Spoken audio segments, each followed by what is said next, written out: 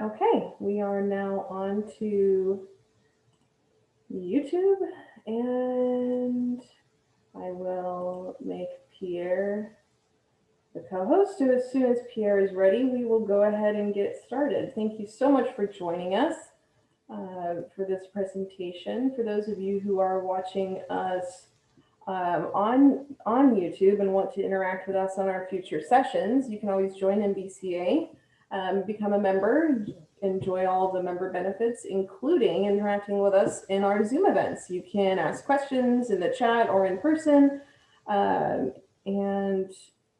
gain all of the knowledge that comes with being an MBCA member. We have a couple of upcoming events, in addition to the one that you are on right now. Let me pull up the calendar. You can always access our calendar at mbca.org/upcoming-smc-events. We have an upcoming event next week, which is Guide to Buying a 123. And we also have ongoing a photo contest on our Instagram. So if you want to check that out, you can visit our social media channels and Instagram. We are at Mercedes-Benz Club of America. And if you have any questions throughout this presentation, you are more than welcome to enter them in the chat. I will be monitoring the chat, and you can put any questions that you have in there. I'll keep track of them, and then when Pierre is ready to go for the Q&A session, then I will make sure that he answers them. So if you want to enter any questions that you have, you're more than welcome to do so. And then let's see, as soon as we are ready to go, Pierre will let me know, and then we'll get going. Hey, Anne-Marie, I'm here. I just need another minute. I literally last ate this morning at 7:50 a.m. at a Panera Bread in Inverness, which is like 140 miles away from my house. Oh my gosh, no worries. So we have, I'll just do this. So other events that we have upcoming other than our photo contest, which is Deck Your Benz with MBCA. Tonight is the Carburetors, and again, next up is next week's Guide to Buying a 123. And we also have upcoming buyer's guides, including the 107, 108, and 109. If there are other buyer's guides that you or somebody you know would like us to present, shoot us an email at socialmedia@mbca.org, and we will find somebody who is an expert or has that kind of knowledge. Or if you know somebody who wants to present an event like that, you are please send them our way. We are always looking for more people to present these events and to host these Zoom sessions. So if somebody you know or somebody in your section has presented an event like this that you think would be great on Zoom or on YouTube, then send them our way. We would love to have that kind of content. We know that putting these events together is a process, and it takes a lot of work. So if we could utilize the resources that are within the club, that would be fantastic.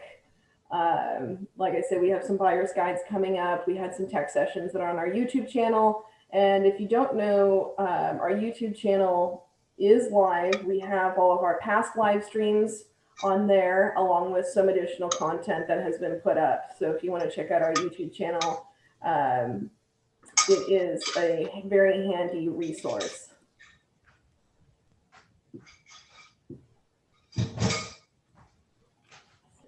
Okay, I'm ready. You're ready. Excellent. Enough of my riffing. Let's get started. So I'm going to replace. Thank you, Anne-Marie, by the way, for covering me for a few minutes. Oh, you are more than welcome, Pierre. I will now mute myself and let you take away the show. So tonight we're going to talk about one of these technical topics that almost nobody understands. The Zenith 3540 carburetor, which I'm holding one of these in my hand actually. I think this is a 3240, but they're basically the same. and the beloved Solex 4a1, which was used on the M110 engine and to a lesser well-known extent, the M123 engine, which would be the 250. These carburetors give a lot of owners or potential owners headaches because most of the time you can't just go to a repair shop and expect the guy who is servicing the car to understand how they work. And most mechanics don't really want to know how they work. So you're kind of on your own when you're dealing with these carbs. And I personally was scared of them for many years, but when I started to see how many cars were coming out of the woodwork with these carburetors, I decided that I had to learn about them. So this was like 10 years ago, and it's been a very fun ride since. So here are the models that used the Zenith 3540. So we're clear. The 220S Fintail or 220SB from late 1963 all the way to the end of production in 65 used these carburetors, as did its successor, the 230S.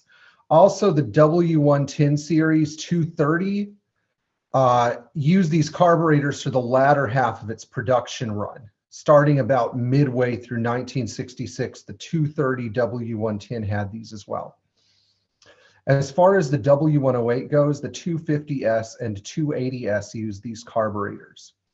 And then with the /8 cars, the 250 and 280, the 250, 250C, 250 2.8, which was our US version 250, and I think there might have been one more car. Oh yeah, and the 230, 1968 and 60.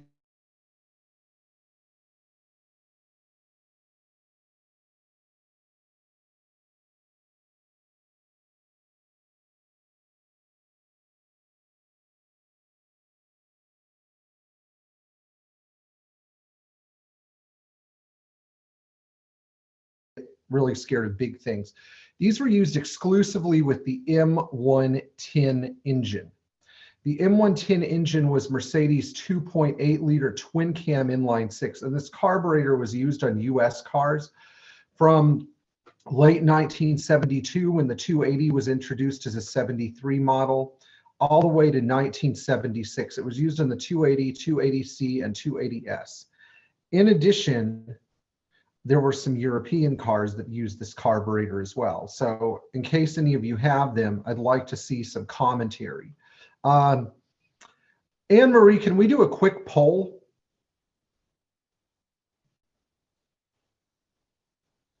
Anne-Marie? Yes, let me get it started real quick. I would like to do a quick survey to see who's here for the Zenith 35/40 and who is here for the Solex 4a1. Okay. Which one am I here for, Pierre? You're here for the 3540, good sir. I know that great accent anywhere. That is Sean Fulton, ladies and gentlemen. Sean actually put on big boy pants and is rescuing a 65 220S that was in storage since 1987. So, you know, if you guys want to be exceptional members of the MBCA, do something like that. Okay, so let me see. In the meantime, You'll let me do it. we're going to get these boys ready. Hello, little boys. It says that I'm logged in on another device, so it won't let me do the poll. Okay, well, when How about you just put it in the chat? Well, when you get around, I mean, I'll start the presentation, and then if you figure it out, you figure it out. Yeah. Sorry, Okay. guys. Let's go over the anatomy of the Zenith 3540 first of all. So let's look at the different parts in this carburetor and the different adjustments. And I'm warning you, this is going to take a while, so I hope your attention spans are functioning well. The first item I am going to point out is this big guy right here, the vacuum regulator. This big mushroom thing that's mounted on the side of the carburetor. And this guy regulates the idle speed. And in particular, it was used on automatic transmission cars, and it was used on cars with air conditioning as well. But Mercedes mostly set it up so that cars that have automatic transmissions would not die at idle. The way it works is that this spring, this regulator contracts under heavy vacuum. So let's say you have 15 psi of vacuum. This thing is going to suck in this little foot. It's going to contract. And then what will happen is when you put the car in drive and the manifold vacuum level drops, the spring overwhelms the vacuum diaphragm and pushes the accelerator linkage open just a little bit, increasing the idle speed. And it is only on the back carburetor. This is an ingenious device. Very, very brilliant device. Okay, let's go to another part of the Zenith 3540. This is the choke, and there's not a lot of great resolution here, but on the back of the choke there are 3 7mm screws. You can also use a screwdriver to loosen them. And when you loosen them, you can actually rotate the outer choke housing in the direction of rich or lean. These carburetors rely on an automatic choke to start well cold. And inside the choke housing, we're going to play a little game here called peekaboo. Come on, you. Okay. This is going to be hard for me to point out, but right here, there's a little tiny screw, and that is the cold idle adjustment screw. That's right. It adjusts cold idle only. And most people don't know where it is because you actually have to push the accelerator. Dang it. Sorry, I can't demonstrate this really well. You actually have to push the accelerator to get it to poke out, and you can only adjust it with the accelerator fully depressed. That means you should not do it when the car is running. The best method with this thing is the guess and check method. Now, usually, I wanted to show you where the main idle speed adjustment is on these carbs. It's kind of a funny adjustment, but between these two parts, I didn't realize that this was missing, but here, let's do this. Let's get my laptop down to a lower level so I don't have to keep lifting these heavy carburetors. Okay, so I had to take the connecting rod off for this, but there's a ball socket here and a ball socket here. And there's a little dog bone that connects them, but this is the accelerator input. Let's do front of the carburetor. This is the accelerator input right here. And this is the acceleration input right here. And the distance between these two actually sets the idle speed. This thing, here we go, that's bottomed out. When this rod is at absolute bottom, it means that this venturi is closed. And when you're setting idle speed, you want this thing to basically bottom out, and then you can start to adjust. Now, let's look at some of the other adjustments. This is the, dang it, this is so, I should almost use my iPhone to pan in here. This little screw right here, dang it, okay. This little screw right here is the idle mixture adjustment. It doesn't adjust idle speed, but you can use it to smooth your idle out. And you should use it to smooth your idle out. And then inside these little caps, hang on, I have to pry them out. Excuse me for 1 second.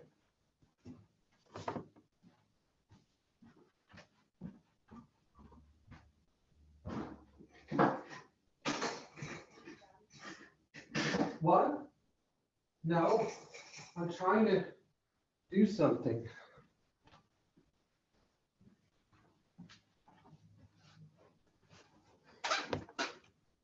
Okay.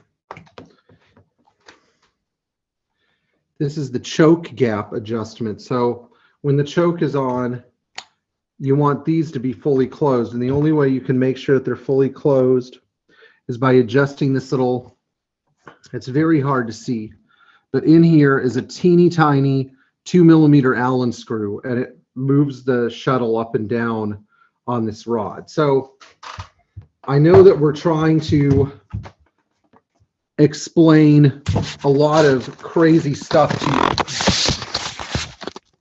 This is not my day-to-day.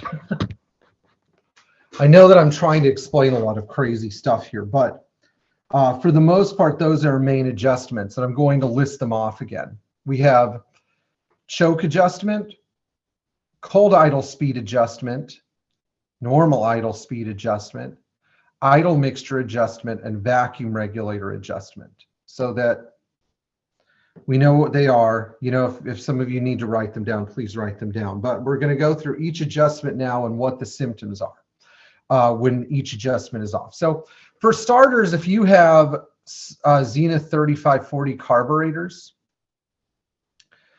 the big problem with them is often low manifold vacuum, and this is more of an ignition problem than anything, particularly if you have a 72 emissions era car. Now, this applies to cars with the Solex 4a1 as well. So both cars, if you are diagnosing poor idle and stumbling and low power issues, you need a vacuum gauge.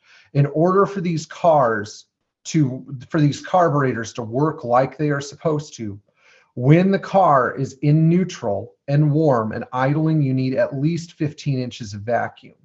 Well, what if you don't have 15 inches of vacuum? It typically means you have an ignition problem. Your point gap may be either too narrow or your ignition timing may not be advanced enough. So check your ignition timing and actually make sure it's advancing, but you need that 15 inches of vacuum. Why? Because if you don't have enough vacuum, the engine will not pull the fuel mixture through the carburetors strongly enough. If you have weak vacuum, like you have 10 inches, 12 inches, which is what I see very often, the engine cannot suck the fuel mixture through the carburetors.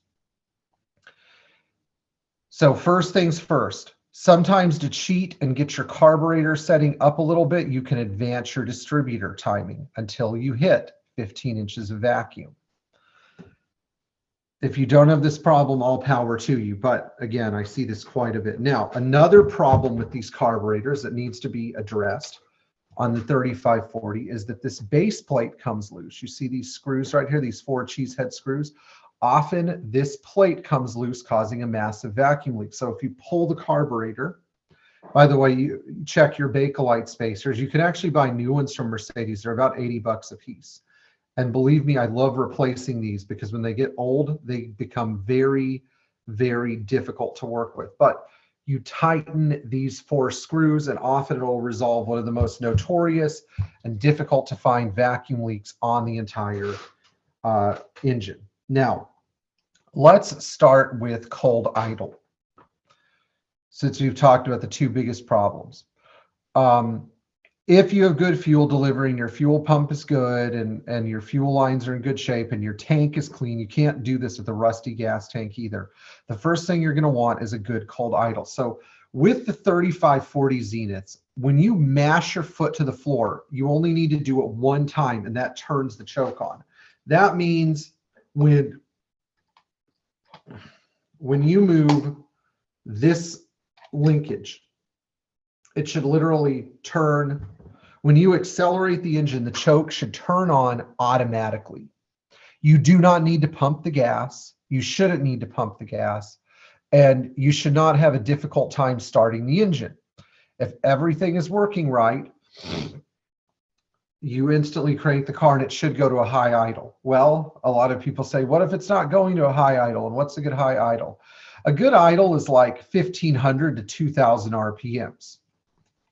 How do you get that good cold idle, that strong, fast cold idle? With this screw. Even though there are two of these screws, you only need to adjust one of them. I usually use the rear carburetor to set the cold idle speed.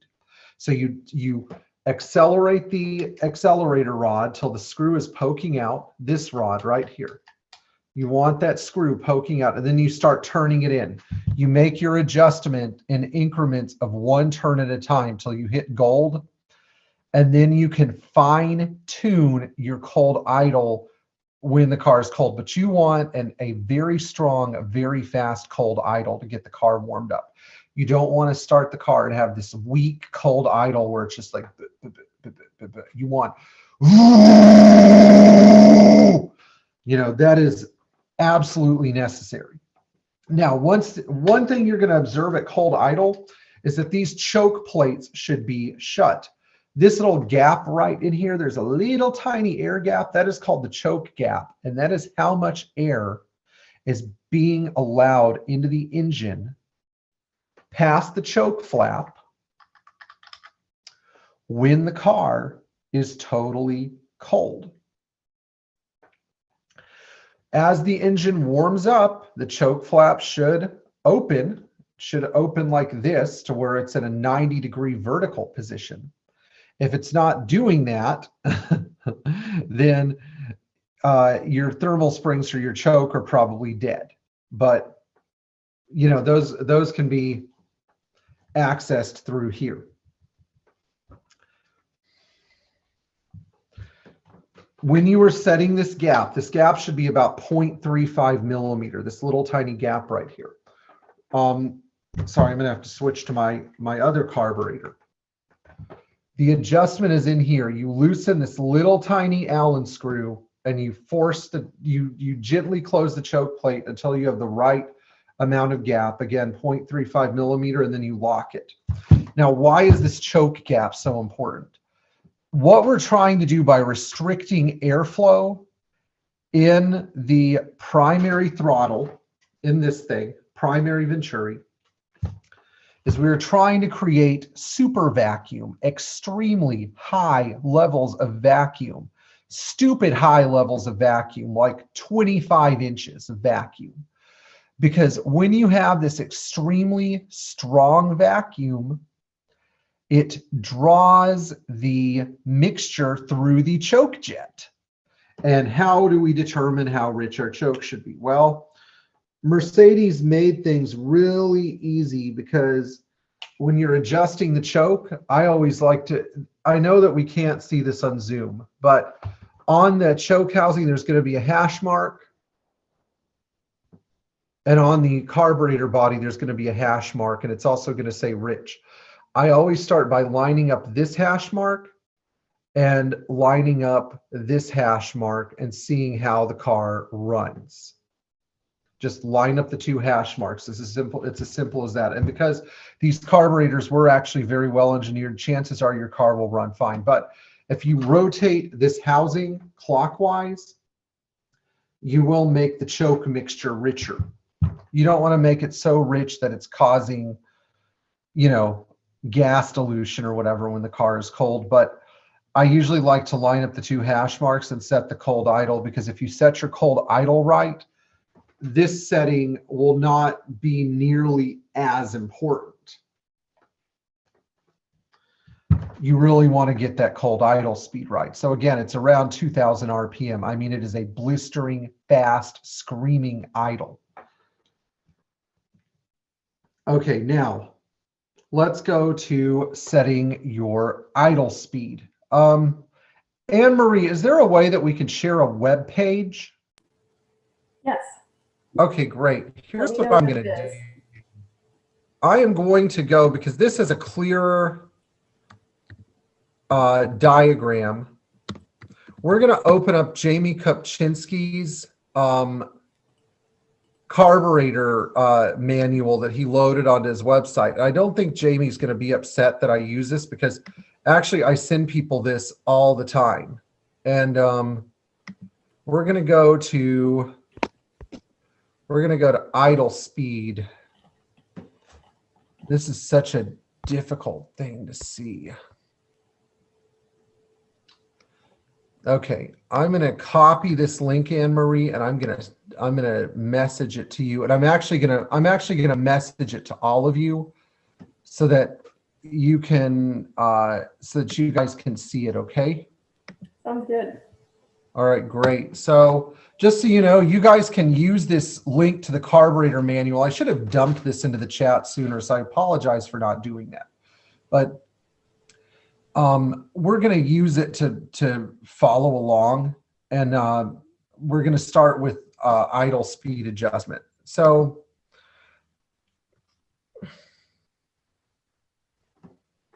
excellent. Okay. So the idea, by the way, all of you save this link. The idea about idle speed adjustment that is really important here is that this bottom linkage, this is the fuel control linkage. And all this thing is doing, I just want you guys to see this. There are two parts to your Zenith carburetor, okay, that are responsible for regulating idle speed. The first one is the accelerator pump lever right here. And the second one is your airflow control down here, which goes to the bottom of the carburetor. Anne Marie, can you put my screen back up? I'm sorry. Sorry about that. No, you didn't do anything wrong. I just wanted to go over these parts better. So this lever right here is regulating idle speed via air volume.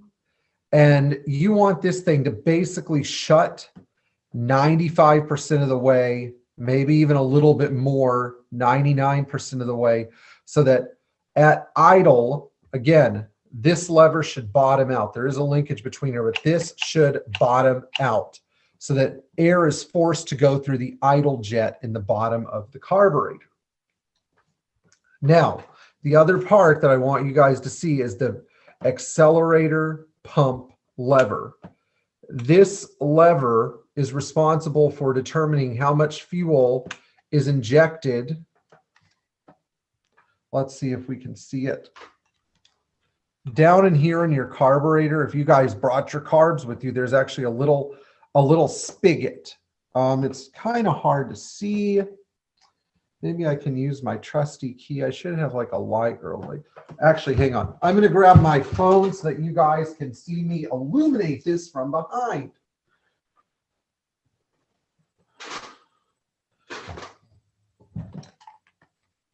Okay. Let's use Mr. iPhone. I really want to show this to you guys.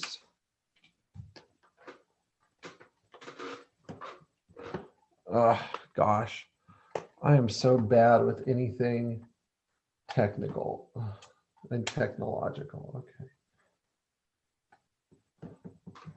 Okay, now you can kind of see in here. There's a little hook-shaped spigot. I hope some of you can see it. It's sort of U-shaped. And that's how the accelerator pump delivers its fuel. It squirts fuel in. So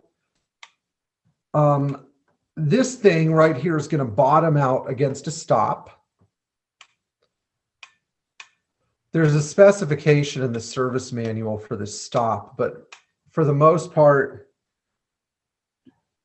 if your screw is sitting at about 8 threads, roughly 8 threads below the lock nut, then you're good, roughly. And then, of course, you want this guy to bottom out, and this is adjusted via the accelerator linkage rod. By the way, you see this little spring right here. Do not lose this spring, because the spring, if you lose it, your engine will go over speed while you're driving. That's a lot of fun. Okay, now we can go back to the idle adjustment page. Okay. There we go. Thank you. Okay, so when the prerequisite for adjusting idle speed is the car needs to be at full operating temperature. This does not mean that you have run the car for 5 minutes. It means you need to drive the piss out of the car and get it fully warmed up. 30 minutes on a fair day or a warm day. In fact, the warmer it is, the more challenged you're going to be to set the carburetor speed, the carburetor mixture up. So hot days are best. Now, when they say adjust to specified idle RPM, one thing I'm going to tell all of you is that depending on the car, these carburetors don't always idle at nice low idle speeds. I mean, I've had 250Ss where I got them to bottom out at around 1,000 RPM, you know, with manual transmissions. With automatics, of course, the idle speed is going to be a little bit lower, but the key thing here is that you want to get your idle speed to where your oil pressure when the engine is warmed up starts to come off of the 3 in park or neutral without the AC compressor on. So you want to see your oil pressure coming down a little bit. So that means you're in the ballpark. Once you have gotten your idle speed adjustment in sync, and I'm going to show you, if you go to figure, there's figure 1, figure 2, figure 2a, and figure 3. Oh yeah, here we go on the bottom here. Which one do you want? Hang on, I'm trying to find actually a better picture of these linkages because they're not doing. This is so typical of Mercedes from this era. It's like, let's get the broken camera and take some really crappy photos. Linkage. Let's go to linkage. Let's see if I can find it in here. Nope. Where are you? Pierre, there's a linkage page, section 7. Yeah, I know. It doesn't cover the linkage that I want. Now. It covers the linkage between the two carburetors, which is ridiculous. This is typical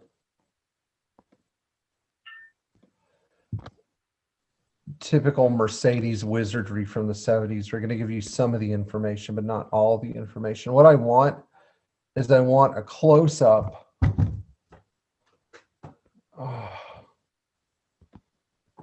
The parts identification page might be useful then. The picture's not great, but it's not bad. You can get pretty close. Is that who I think it is? Was that you, Jamie? Yeah, I'm here. Oh my gosh. Okay, great. I figured you'd be on here. Okay. I'm trying to find a good picture of the little linkages that connect the main. Dang it, these things are so awkward. No wonder people don't like working with carburetors. You're talking about the linkage with the idle speed adjustment? The little short linkage, yes. Emery, try the parts identification page and then click on the image and it'll get bigger. And the bottom, actually you can see it in both carburetors. The bottom picture is probably better.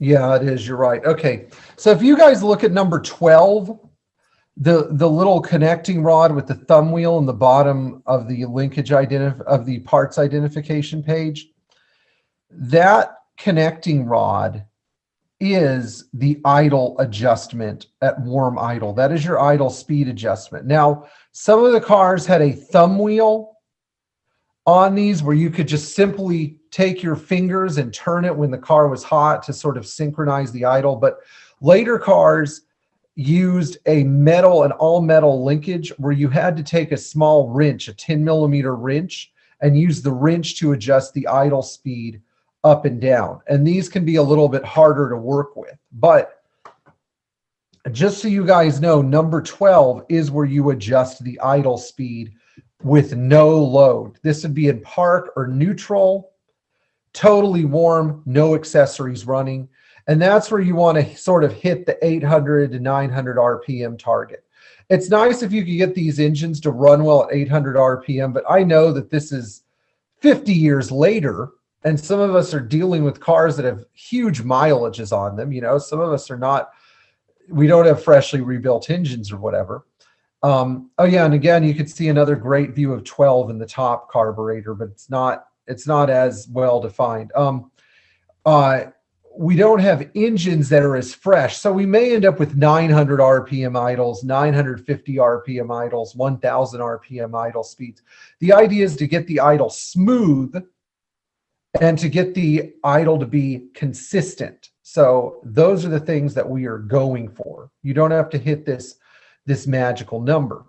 But anyway, again, number 12 is your idle adjustment. So if you don't get your base idle, if the car does not want to idle at 800, 900 RPM, that's when we need to start checking things.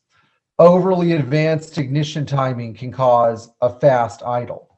This plate at the bottom of the carburetor allowing air to come in can cause an overly fast idle.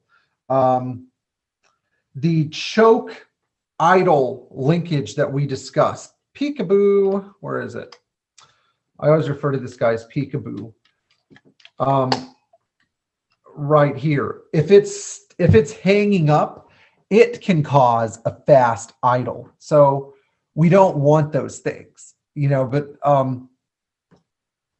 I digress. So next we're going to look at the vacuum regulator. And this is really important because so many people come to me and they say, I can't get my car to idle.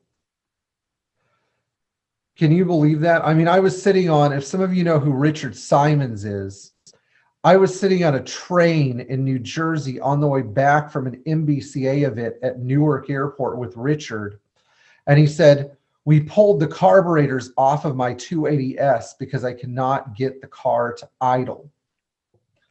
I said, how can you get it to idle? I don't know. That's my mechanic's job. Mechanic doesn't know how to get the car to idle. Well, I think that car was a stick shift, but I have news. You could actually add the vacuum regulator if you could find all the parts to stick shift cars that won't idle.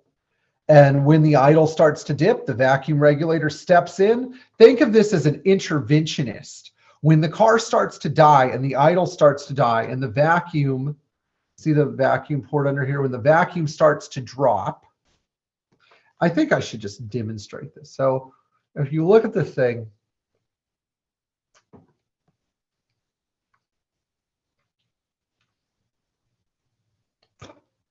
see how it moves so let's pretend that the car is at idle and neutral.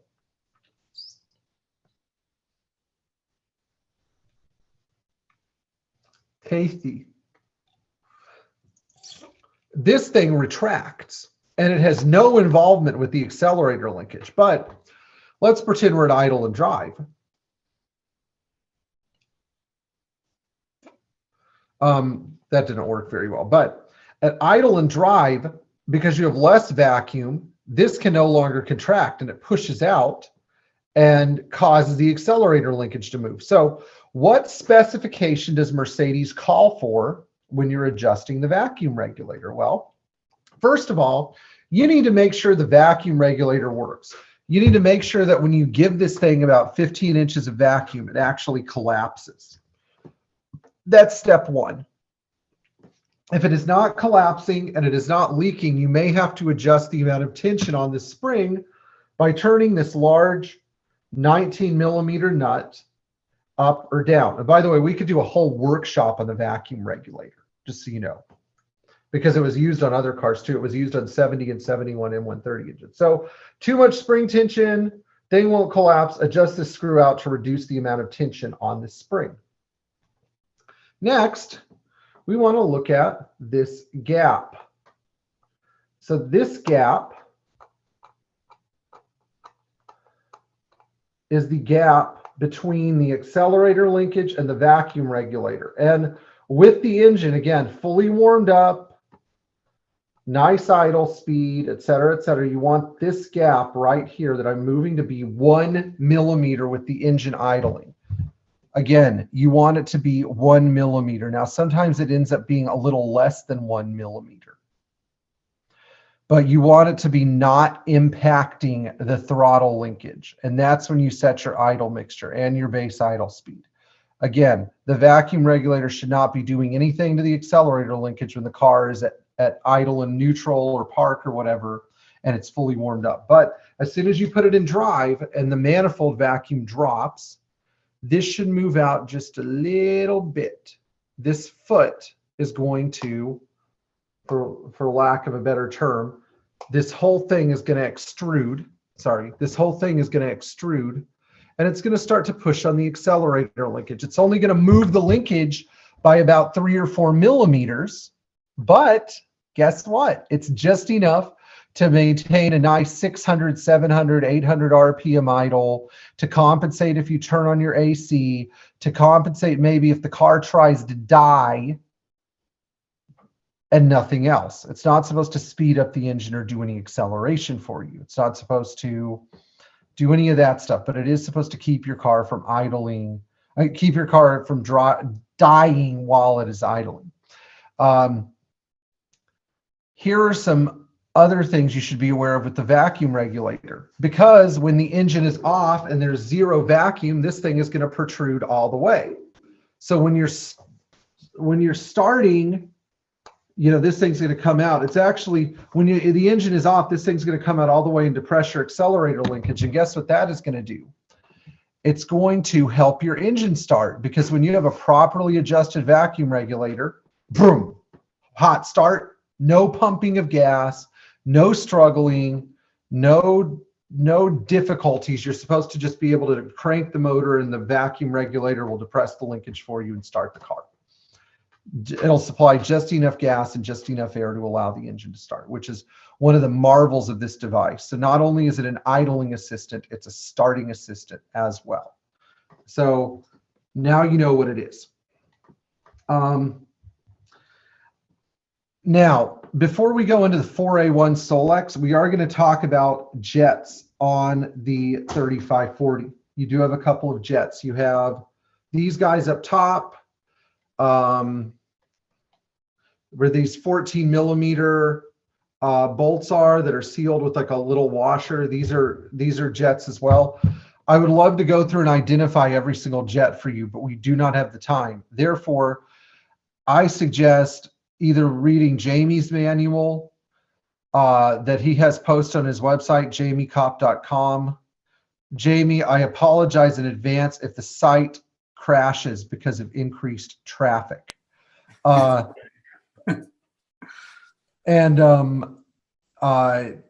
Maybe get either a 59 to 67 workshop manual or a 68 and later workshop manual covering the 111, 113, 109, and 108. Both of them have great working descriptions of the carburetors and the adjustments. But, you know, if somebody goes through and tries to explain everything to you, it makes you a little bit more familiar. So I know these are tricky carburetors. We're not going to learn all of this in one presentation, but hopefully I at least was able to explain some of these adjustments to you in the 3540. Now we're going to go into the 4A1 Solex. Oh yeah, by the way, I forgot to mention something. These things in the bottom of the carburetor are called idle shutoff valves. Some of them have cute little pigtails attached to them. These have to get 12 volts at all times, and these were used in 71 and later. These guys need 12 volts at all times when the ignition is on. If they do not get 12 volts, you will not get a running car. Mercedes put these on because they did not want the engines to diesel or run on after the ignition was off, which I can attest was a serious problem on 70 and earlier cars, especially when low octane fuel was present. So dieseling, anti-dieseling, you have to make sure that those valves are getting voltage and they're not gummed up. They're easy to remove and easy to clean. But again, I just needed to make sure you guys knew about them. So again, let's go to the 4A1 now. The 4A1 is a dedicated 4-barrel carburetor. It was used on the M110 engine, as we said before. And we're going to go over some of the adjustments on this carburetor. This carb is a real beauty. And we're going to start the same way we did before with the choke adjustment. Now, choke idle again, you can make adjustments using these screws to the 4A1. And again, you have the same hash marks. You have the hash mark on the outside of the choke housing and the hash mark on the inside. What you have, though, going through here is a water line, because now the choke thermostat controls when the choke is on and off. As the engine coolant temperature heats up, the choke closes. Now, where is the idle speed for the choke? Sometimes even I forget about this, but there is an idle speed for the choke. Okay, where did you go? Guys, don't criticize me for not immediately remembering this, because it's on here somewhere.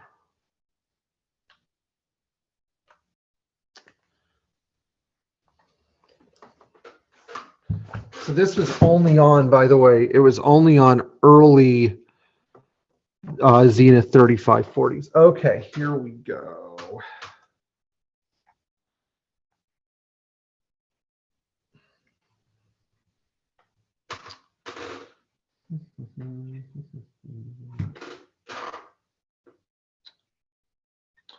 Here we go. Here's a cutaway. So this is an early 3540 carb. And under here, you're going to find the little choke idle adjuster. And it's just a little screw that you turn until you get the right choke speed. So you're going to find it literally hidden under here. But this is a later Zenith, Solex 4a1 with an automatic choke. Now, choke gap on the Zenith. You're going to set your choke gap on these fancy schmancy carburetors. Well, first of all, on the later ones, they set automatically, but on these guys, let's see here. Where are you, Mr. Choke Gap? Rotating this housing to make the choke richer will adjust your choke gap. So if you turn it in or out, it will affect the gap. But gone is the little adjustment on the choke control rod that used to be present. So that means that you were on your own a little bit. Okay. Next, we have, I wanted to highlight these, the idle speed control valves. Sorry, the, what do they call it? What did I just call them?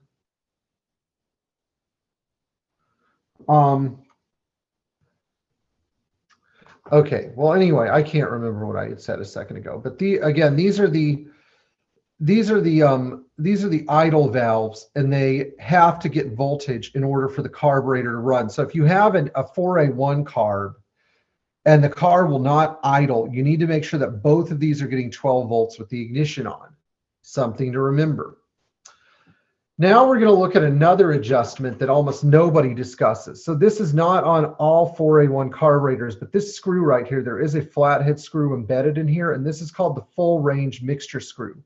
This adjusts all of your mixture functions from 0, like as in I just started the car, to high engine speed. And how it does it, I have not quite figured it out yet, but I do know that turning it in makes things like idle speed and low range speed and mid range speed and high range speed richer, and backing it out makes them leaner. If you have one of these on your Solex 4A1 and the car struggles and stumbles and doesn't idle good, no matter what you do, try adjusting this screw, because it will help you increase the richness of your mixture and will therefore make the car run better. Okay, so these are the secondary barrels right here. And we didn't talk about these much in the Zeniths. I probably should touch on them on the Zeniths.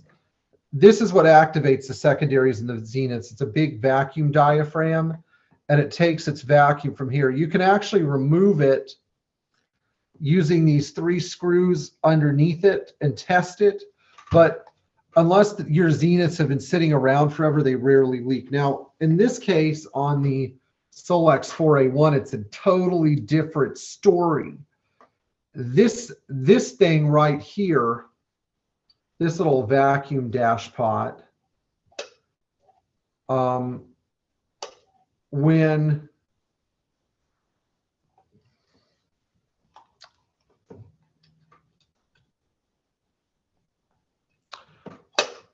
this dash pot is activated, it keeps them from opening. But as engine speed picks up and this thing extrudes, these things can now open. The secondary air flaps can now open.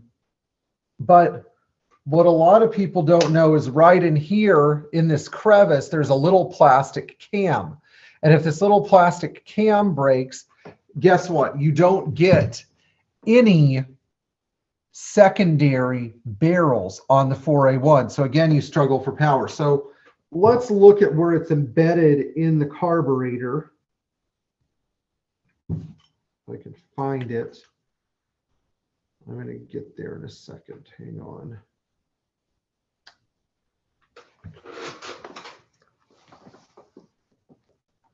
Here we go. So in this gap, literally right through here, there's a little hole here where this little cam should be embedded. And it's activated. Hang on, let's grab the flashlight.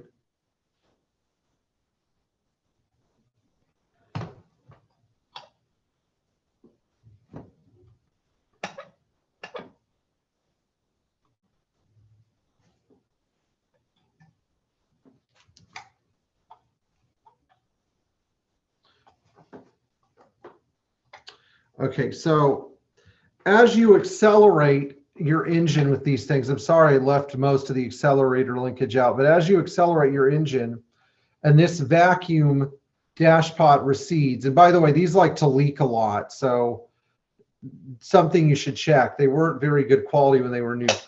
As you move this lower plate right here, this lower throttle piece, the secondary should open, and that's where you get your monster surge of power.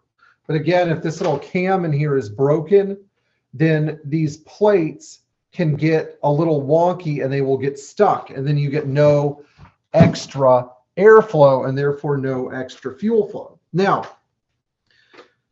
I know getting through the carburetor anatomy is a little bit rough. Let's talk about some problems and symptoms with the 4a1. So a lot of people talk about experiencing idle issues on the 4a1 as well. Car dying and drive in particular. Car dying when the AC is on. And all the M110 cars supplied to the United States had automatic transmission. So again, don't forget about the vacuum regulator. And again, it's the same specification. 1 millimeter of clearance between the accelerator linkage and the foot of the vacuum regulator when you are at normal idle. Now, starting in 1974, all of the M110 engines had coolant regulated chokes. So the choke was so automatic that it was regulated by coolant. So all you have to do is give the car one stab of the gas pedal down to the floor, and again, it starts beautifully. But in case you get any stumbling when you take off in the M110 engine, you may want to think about changing the accelerator pump diaphragm, which is in this hole right here. There's an adjuster for it too. What is the adjuster doing? Well,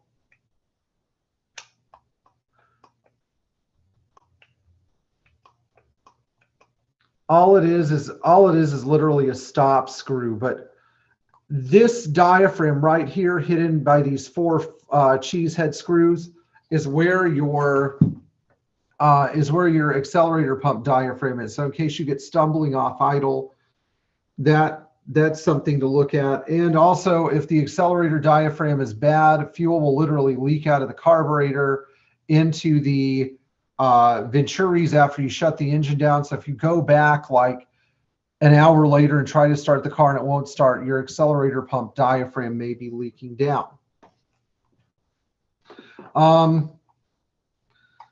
Let's see here.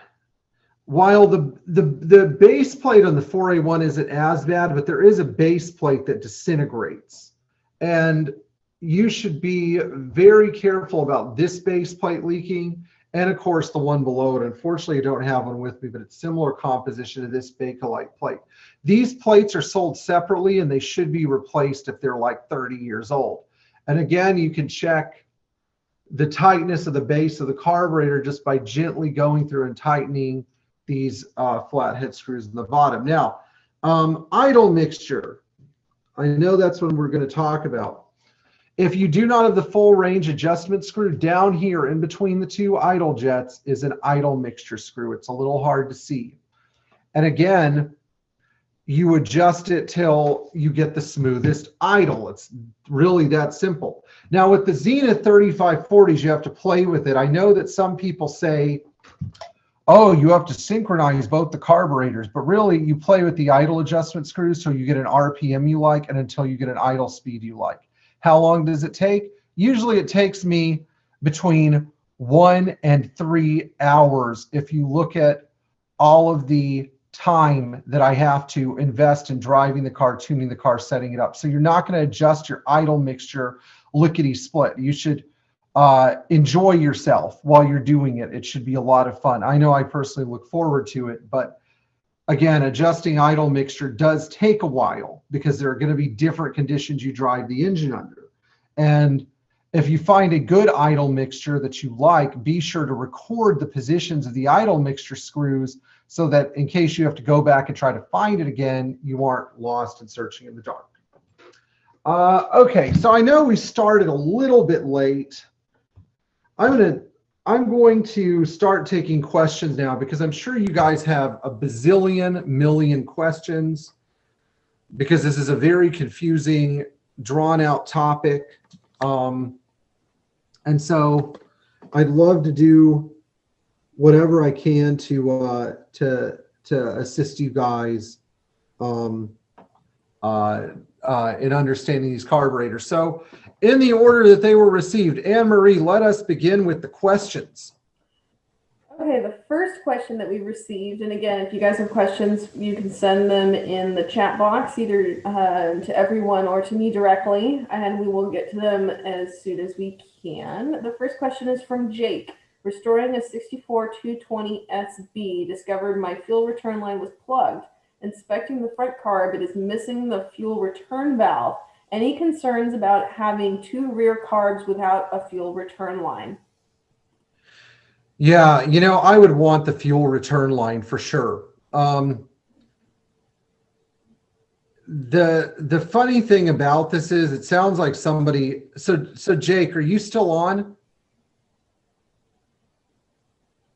He seems like he's on. Yeah, Jake, sorry, I was okay. on. I just had to unmute myself here. Hi.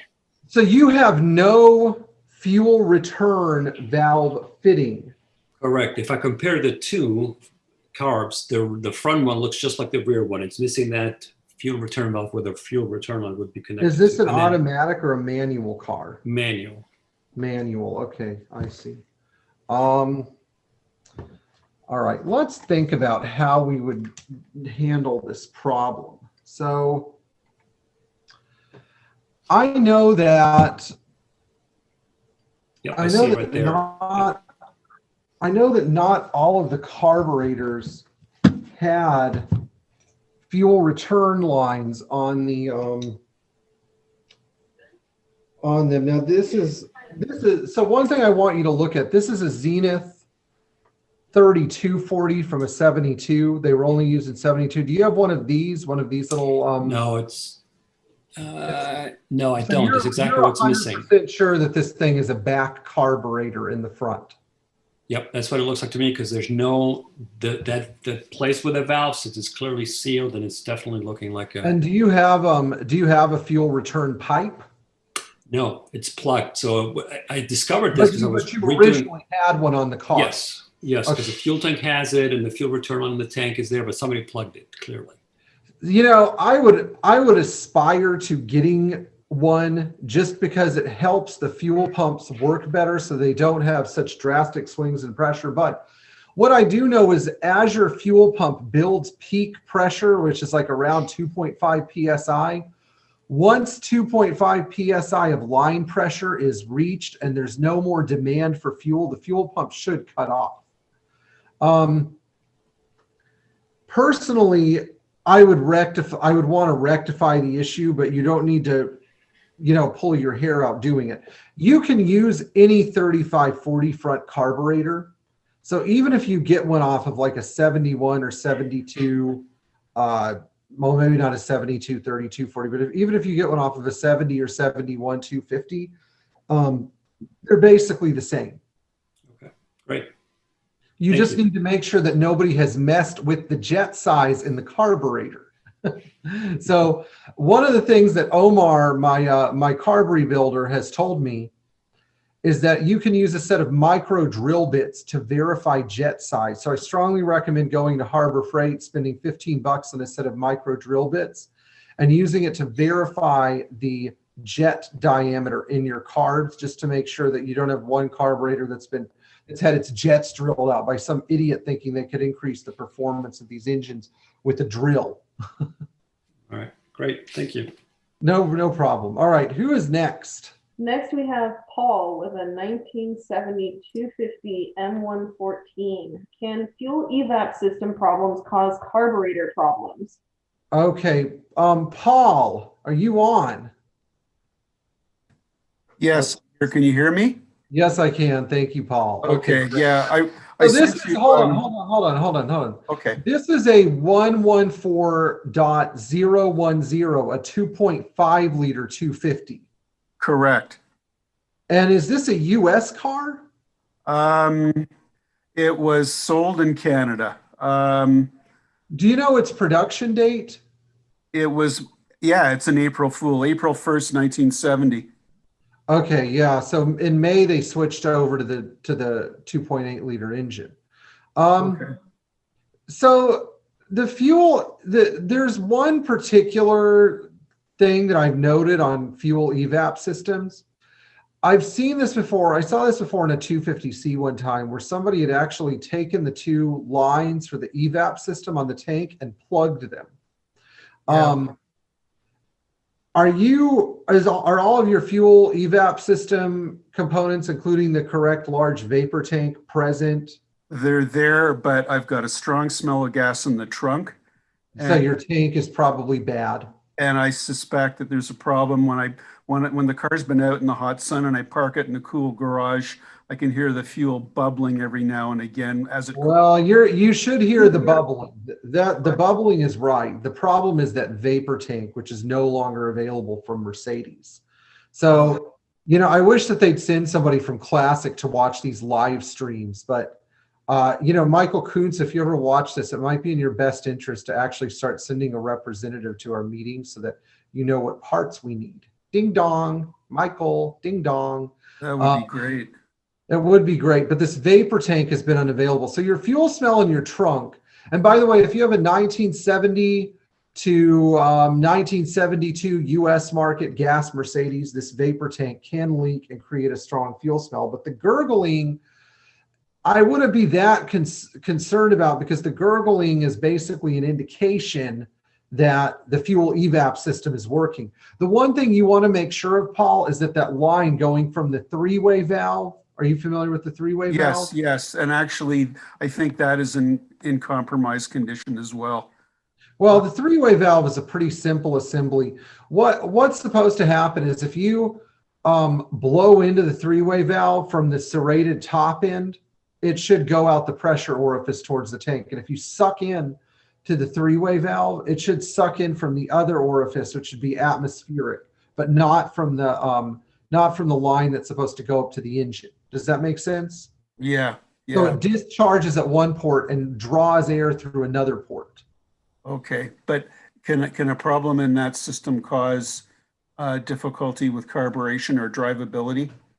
It can, yeah. If that system is totally blocked and the fuel tank is not able to breathe, it will cause fuel starvation because the fuel pump will start to run up against a really strong vacuum. In addition, if the line going to the engine does not vent properly and your fuel tank pressure gets extremely high, then what will usually happen is the car could theoretically overfuel itself, or you get so much heat buildup in the tank that you will actually get vapor lock and stop and go traffic. Oh, okay. So something to be aware of. Well, I don't have that issue, but I do have a problem with, well, I got a couple of issues and maybe we should take it offline, but if the car is really hot or it's been driven a distance and then it sits in the sun, like at a concourse in the summertime, the car starts okay, but when I try to drive off, it'll just die. And I have to sit there and let it idle for a good little while before I can drive it off hot. And then, and then there's a cold drivability problem too. But what's the cold drivability issue? The cold drivability problem is, I was told that there may be a vacuum leak somewhere. What's the drivability issue to describe? Well, it starts okay. Once I pump the fuel up from the tank, it starts okay. If you give the car, if you depress the throttle one time and try to start it, what happens? Typically the car sits, so I have to crank for a while because the gas. How long does it sit?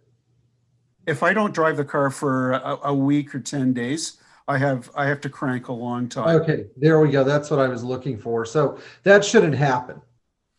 Really? Yeah, that should not happen. No, there should be enough fuel left in the carburetors to where the car should start easily. So what am I looking at there? First of all, when you finally do get it running, does it go up to high choke idle? It does, yeah. Okay, great.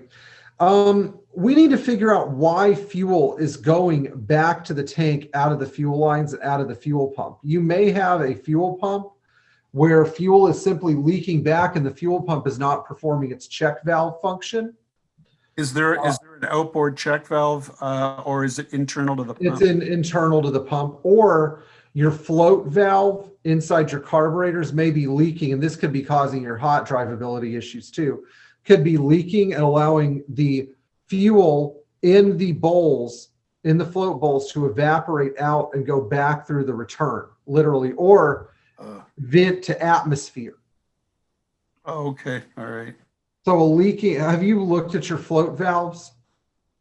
Not myself. The carbs were actually rebuilt by two different shops. Both. The first guy over etched them and etched the needles like to nothing.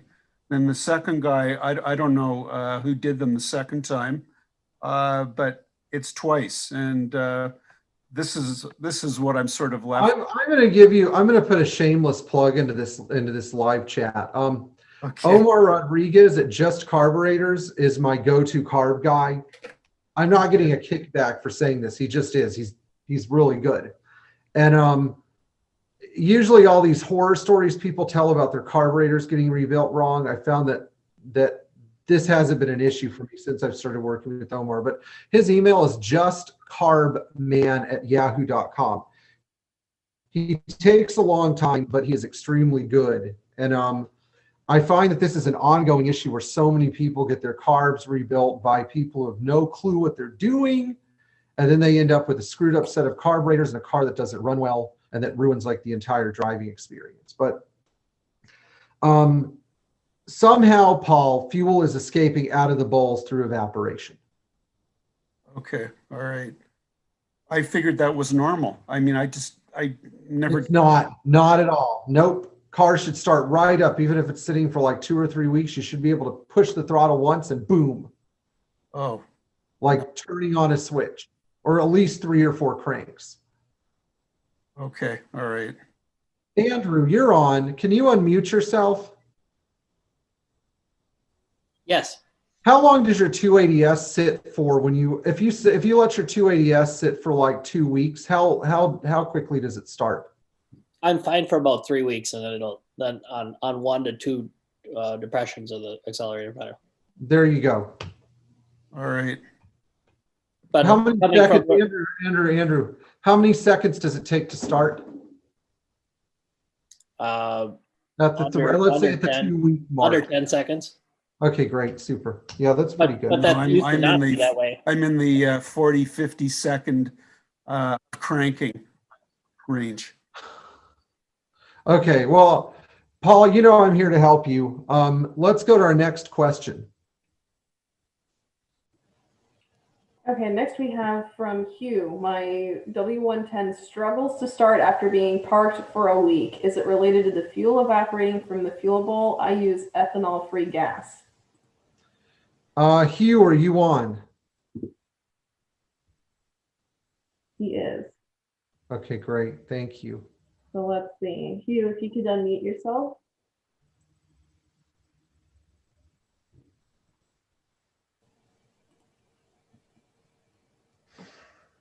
You may have stepped away. Okay, well, I'm going to answer his question. So if you take your Zenith 3540 and you remove the top, you can see these screws here, but the screw you can't see is down in this hole.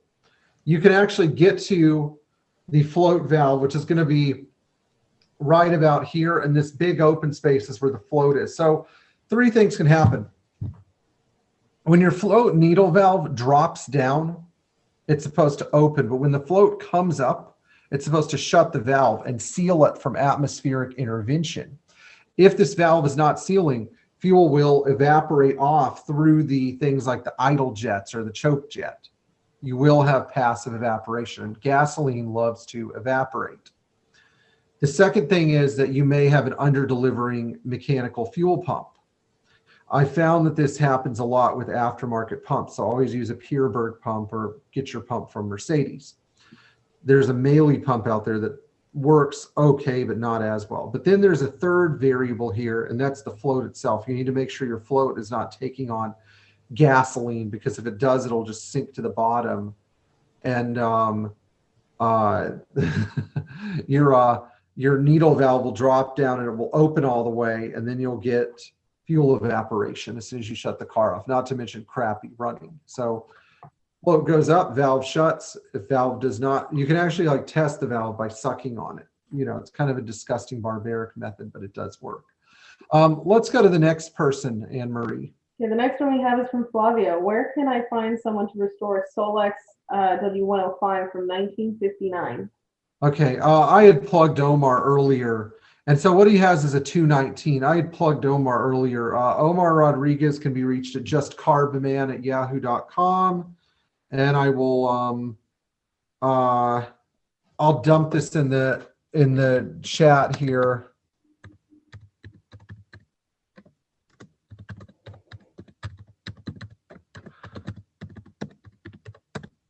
Okay, next question. That is all we have. Really? Yep. Just like 5 questions. Okay. Did we ever, well, I guess now it might be a little late for the survey.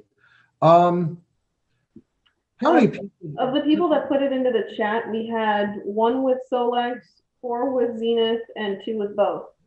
Okay, cool. All right, great. Before we go, there's one thing that I need some of your help with. So I am trying to find a home for a 73 slim bumper 450 SE that's in Memphis, Tennessee. The car is free to a good home, not free to somebody who's going to part it out, free to somebody who wants to restore it. This is a single family owned car with all of its purchase documents. It's a silver on red slender bumper car. While it does need paint and new leather, it doesn't have any major rust. And the lady who had it before parked it due to old age. So she is in a nursing home and she's in her mid 90s. I think she stopped driving it when she was in her mid 80s. So it has well over 200,000 miles on it. But I need to find somebody that will give this car a good home. And I have till December 23rd. So if any of you have ever dreamed of having an early 116 with slender bumpers, please get in touch with me. Could be your lucky day. What is our next presentation, Anne Marie? Our next presentation is next Thursday. Okay, great, wonderful. And that's the 123 Buyer's Guide? Yes.